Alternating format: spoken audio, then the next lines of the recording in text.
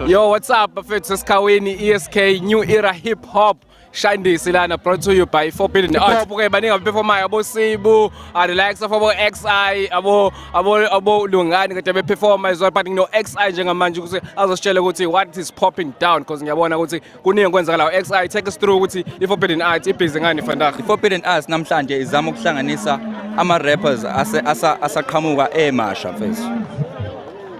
Noma kade saqala ukurappa kodwa mfethu kuthola ususensikhathi abatholi platform ngenxa ukuthi baqhatheleka kuma shows sithi sibanika iplatform ke lapha ingakho kwathi iForbidden Arts ngoba iArts le eyayekwa njenganakiwe la.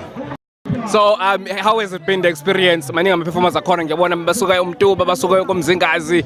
It's not just about ESK. Take us through ukuthi why involve not just ESK but ama rappers amaningi la ku region yaseZululand. Yeah mfethu.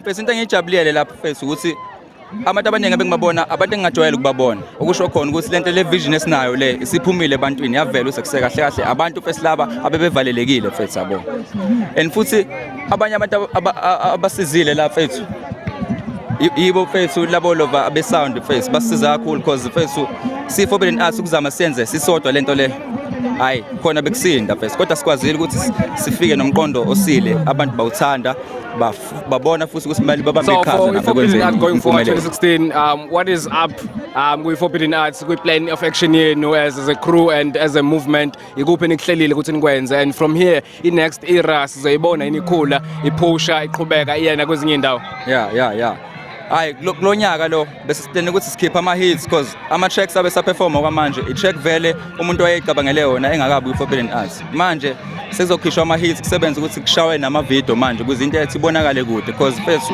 ukuyifaka ku-YouTube nje ngenza ezinye izinto leyo track yini esingayilindela kuwena EPs albums skepani kuwena nokusebenza nabo bani kwiForbidden Arts ama producers ama dancers obani abakhanda iForbidden Arts kahle kahle.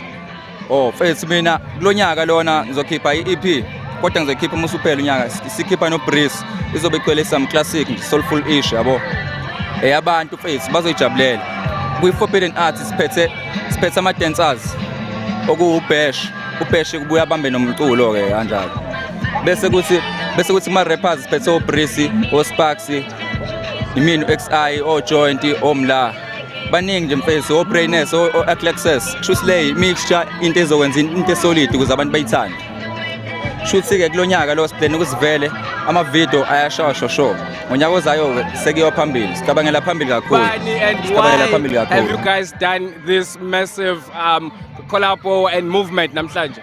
My name is Nemo Felix. The reason why we did this is like to revive the music within people. You know, I believe music is in everybody. So right here, we're here to revive it, to show that hip hop is alive, and not only like hip hop, but also other genres. Forbidden Arts, that's what we're about. This is only the beginning. More shows coming.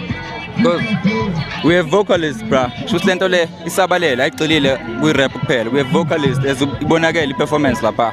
Ishayo ama vocalists okusho ukuthi sihlanganisa yonke lento sakhombisa ukuthi umusic owodwa ukudla kwendlebe lokho abantu abalalela. God bless you basuthi. That was Forbidden Arts XI no Nemo Felix bazositshela ukuthi ke kwenzakalani ESK nje basazi ukuthi New Era Hip Hop. Keep it tuned.